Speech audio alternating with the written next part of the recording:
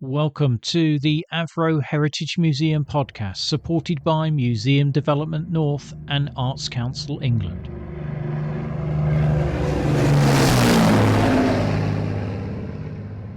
Hello and welcome to the third part of our conversation with Canberra pilot Mike Fazakerley. Today, we're going to hear about his work with 7 Squadron, flying out of the Nimrod base at St Morgan in Cornwall. Mike explains how 7 Squadron was tasked with providing ground-to-air targets for anti-aircraft guns and missiles, most often a silent target for the Army or Navy to just aim at, with or without a camera to record the results, and sometimes with aircraft providing a towed target for live firing. He recalls 1 or 2 escapades from his service career: a narrow escape over Loch Lomond, very low-level flying on naval exercises, and the story of the sighting of a periscope. If you caught the previous episode, you may remember Mike talking about flying Gnats out of RAF Valley on the island of Anglesey.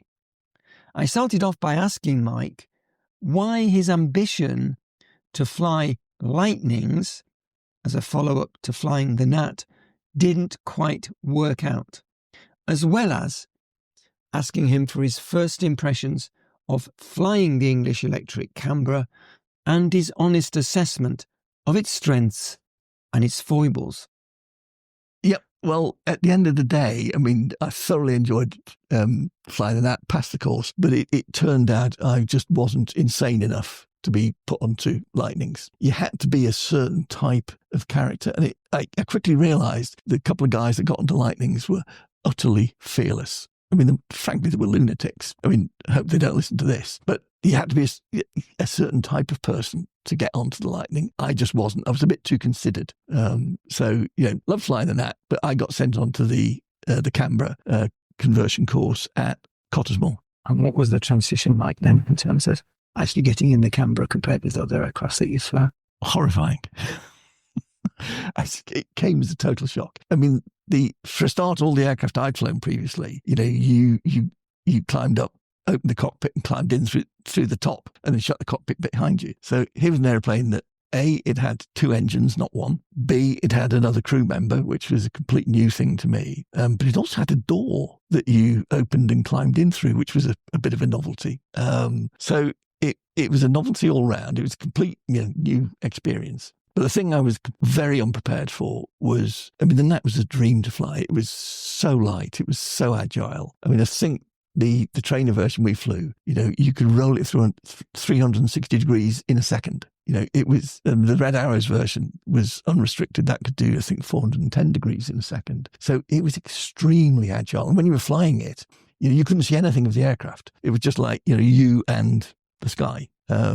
So my first thing I discovered when I got in the Canberra, as I think I've said, is discovering how limited the visibility was compared to the Gnat. But then the next thing was I got in a T4, which had 2 pilot seats, which meant you were very crammed. The instructor got us airborne, and as we passed, 3,000 feet, he said, right, you take control. And I took control, and nothing moved. And I thought he was playing a joke on me. I thought he'd put a control lock in or something, and it wasn't. And whereas the Gnat, you only had to flick your finger and it would move. The Canberra, you needed muscles. There was no power controls. It was all done through torque tubes. So at low level, it was like flying a brick. It was heavy, and you had to wrestle it around the sky. So yes, it was hugely different. Yeah. Did you have any other challenges? Well, I suppose from a pilot's point of view, it was a backward step in terms of instrumentation. It didn't have any, the Gnat, obviously they don't have like today's stuff, but the Gnat did have TACAN and other navigational aids, and Canberra had none of that. It was still very much post-World War II, gyroscopes and all of that thing. The other big challenge was the engines, because these were, not necessarily first generation, but they were early generation jet engines. And the Avon on the Canberra had variable inlet guide vanes. So the vanes at the front of the engine would move depending on speed, altitude, temperature and things like that, to make sure the engine would keep burning and turning, which was fine, except in the winter, in cloud, if you were above the freezing level, those inlet guide vanes would freeze. And that would mean then if you actually moved the throttle, you could actually flame out the engines, which was a huge challenge if you were flying in kind of those sort of conditions in the winter. Basically, it meant that if you were coming down from medium to high altitude through cloud in the winter, you had to do what was called an icing letdown, which meant you set your throttles at, from memory, I think it was 7,000 RPM before you entered cloud, and then you could not touch them. You could not touch them all the way down to the ground. Speed control was all done with air brakes, flaps, and bomb doors. Was the only way you could control your speed, because if you touched the throttles, you were going to lose your engines. Do you think you learnt some new aviation skills? Oh, definitely. Yes. Yeah, it was interesting actually, because when after the Canberra, then went off to Cornwall to do an instructor's course. Now, I'd found the Jet Propers T5 quite a challenge as a student.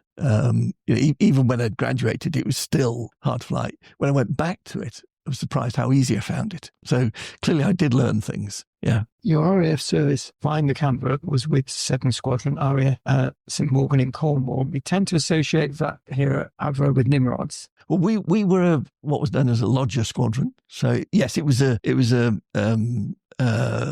coastal command or maritime command. I can't remember what they called it at the time. So, but it was a Nimrod base. And we were there as lodgers. We were quite a big squadron, because your typical squadron was 8 or 10, or in the case of fighter squadron, usually 11 aircraft. We often had up to 18 aircraft. So we were a big squadron. Our role was to provide targets for the Navy, Air Force and Army gunners, guns and missiles, to give them something to shoot at, basically. So it wasn't a frontline role. It was what was called a second line role, though we did have a war role if it came to it. But that was our role, and we had a collection of Canberras of different marks from B2s, which were the basic, the original B2 bomber version. We had at different times, we had a variety of ones that had been involved in research and development and had all sorts of funny humps and bumps on them. And then we had the TT-18s, which you have the cockpit of here, which was the heaviest one we flew. And you operate, is this in the Mediterranean? We didn't go any further than the Mediterranean. We were mainly in the UK at ranges, a lot of coastal ranges for gunnery and missile shooting, but also a lot of inland where they didn't actually shoot at us. It was all doing what was called silent sorties, where they were just aiming and using camera guns and stuff like that. So a lot of army ranges inland. But then we would go and work with the Navy out of Gibraltar. And we also did overseas kind of practice deployments to Malta and Cyprus. There were some exciting times, which I think you've mentioned. Tell us about the Squadron Flyby Challenge to begin with. Yes. The Squadron Flyby Challenge was when we worked with the Navy. So before my time on the squadron, it had become a thing that at the end of a sortie with the Navy, you would, whether it was a silent sortie or a towed sortie, you would then finish the sortie with a request to do a flyby of the ship, which was very straightforward, except the challenge had become that it was only a good flyby if it was below deck level, which was fine if you were working against a cruiser or even a destroyer. It was a bit of a challenge with the frigate, and it was pretty much impossible if you were working with a fast patrol boat. And you mentioned a stressful time over Loch Ness. Oh, that was a particular incident where I actually managed to overstress an aircraft. But I don't take the blame for this at all. I blame the boss.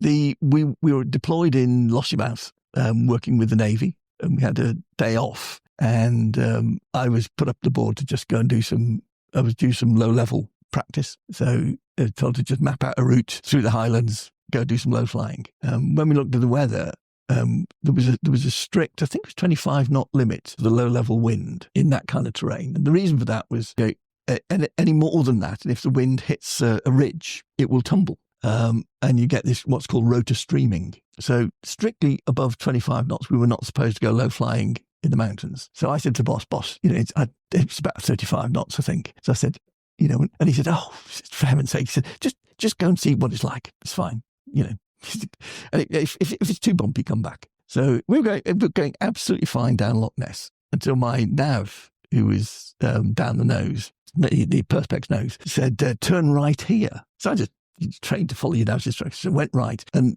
found myself in this valley that was getting narrower and narrower. And I said, where are we going from here? And he said, oh, it's fine. He said, it divides and we can go up the right-hand arm and then up over the saddle and back down and back to Loch Ness. And as we went up over the saddle, we hit rotor streaming. And it was interesting. The G was going from +6 to -6, +6 to -6. And we were just being forced down towards the water. And it was only the fact that the air actually cushioned out at the bottom and took us with it that prevented disaster. And I had to limp back to Lossiemouth with bits hanging off. Another thing you mentioned was a periscope north of Scotland. Yes, that was a youthful indiscretion. We were tasked with, and it happened quite often because the Navy did a lot of exercises to the north-east of Scotland and beyond. And we were often tasked with going up and providing targets. Those were always silent, what we called silent sorties, where we weren't towing any targets. We were just flying at them as if we were the enemy. And it gave them something to practice air raid procedures and, pointing their guns and missiles at things. So on this particular one, it was a dawn raid that I was on against the fleet. So I was powering in to them, hoping I'd find them. And I suddenly saw a periscope down below in the water. And I said to him, is that a periscope? And he said, yes, it's a periscope. And I just didn't think about it, couldn't resist it. Straight onto the fleet. I see a periscope at this location. And then it dawned on me, hang on a second, I'm on the attacking force. That submarine's on the attacking force. I shouldn't have done that. Anyway, the fleet was very grateful that the enemy aircraft had pointed out the enemy submarine. What was the reason you think why it had such a long and successful service life? Because the one you've been sitting in today was 37 years, wasn't it? Left here in 1954, retired in 1981. What was its secret? Well, I think it was a brilliant design. It was simple. It was robust, but the performance, of its day was fantastic. I mean, we would easily get our Canberras up to, 54,000 feet on the way to Malta or Cyprus, which, in those days was phenomenal. I've talked to a guy who flew Vampires in the kind of 50s, and he said they hated the Canberra because they literally couldn't get up there and couldn't catch it. So it was out flying fighters, a bit like the Mosquito, I suppose. But I think the other thing was the nature of the design made it very adaptable and easy to develop and change. So, and of course, the ultimate was the PR9 that came along, which I never got to fly it, unfortunately, but I'm told it could get up towards 70,000 feet. And it was, with the more powerful Avon engines, it was a phenomenal aircraft. One more question, if you don't mind. If there are young people listening who've got ambitions, got dreams to fly, to work, to serve in the RAF, what would be your thoughts, your advice to them? I think my advice would be, go for it, enjoy it, because it's a phenomenal way of life. And if you're lucky enough, it doesn't matter which discipline you get into. I was lucky. I got into piloting, which is what I wanted to do. But if you get into any other of the aircrew things, I've been fortunate enough to have contact with today's 7 Squadron, which is Chinook helicopters. And, they're still very much the same. People, the atmosphere is still very much the same. Being in the Air Force is a great way of life. Mike, we're enormously grateful because you've come a very long way today. That's right. To this. And we can only express our gratitude. It's been a pleasure. Thank you to Mike for all 3 episodes of this package. We're particularly grateful for the trouble that he'd taken to be with us to make those recordings. At the end, it was great to hear his words of encouragement for young people thinking of following the same or a similar pathway to the one that he took. 3 of the central strands of our mission as a museum are to educate, to develop people's appreciation of the Avro heritage, and to inspire young people in particular. And Mike did all 3 of those wonderfully in that package. There was no question in my mind after chatting to Mike that if he could do it all over again, he certainly would. Please keep on listening and join us for another episode of the Avro Heritage Museum podcast. In the meantime, look after yourselves and look after each other. But for now, it's bye from me, Chris Bezic.